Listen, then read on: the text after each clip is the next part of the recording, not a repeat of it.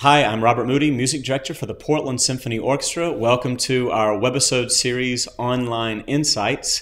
We're talking now about our Sunday classical concert in November, concert that features incredible music of Paul Hindemith, Leonard Bernstein, Chris Brubeck, and one of the greatest groups out there, Time for Three. There's a good chance you've probably heard me speak before about the 21st century American orchestra and how we need to continue to move forward and evolve and grow in an exciting way to be the most relevant 21st century American orchestra that we can be. Once in a while, a group comes along or a guest artist or a certain musician who really just typifies that goal and that zeal. Time for Three is one of those groups. These are two violinists and a bassist, Nick Kendall and Zach DePew and Renan Meyer, who all met at the Curtis Institute of Music, of course one of the great hallowed halls of learning for classical music.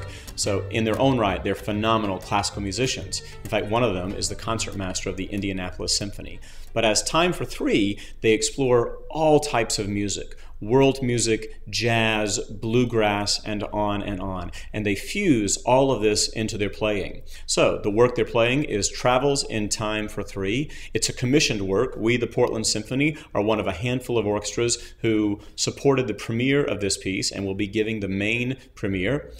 Chris Brubeck, that name sounds familiar, he's the son of the great jazzer Dave Brubeck. So you can imagine that this piece is going to have a strong jazz element, but also a strong classical element, world music, and the rest, as I mentioned. Because Time for Three represents such a great metamorphosis in music, I wanted to capture that idea with the orchestral works we're playing on the concert as well. So I chose Hindemith's Symphonic Metamorphoses and Bernstein's Symphonic Dances from West Side Story.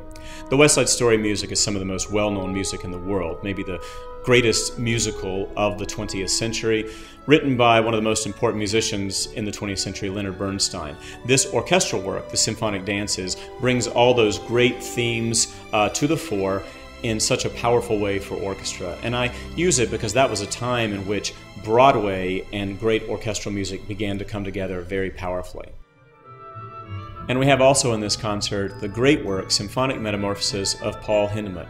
Paul Hindemith was a German composer who came to the United States in the late 1930s for reasons that many composers came to the United States in the late 1930s, to get away from the war in Europe.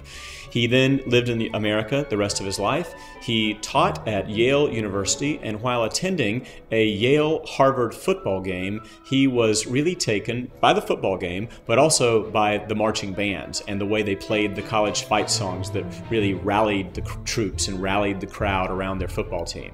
So as you listen to this piece, you will hear various themes as they are set in very different ways. The first movement is a very sort of arch-European sounding theme, almost has a gypsy feel to it. The second movement is called Turandot and absolutely has an Asian feel. The third movement is just about impressionism. It's a very pastoral setting with a wonderful flute solo.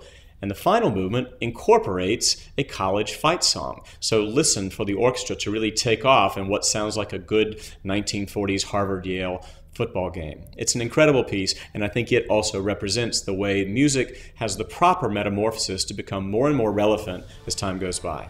It's going to be a fantastic concert. I can't wait for you to hear Time for Three and these great works for orchestra. We'll see you at Merrill.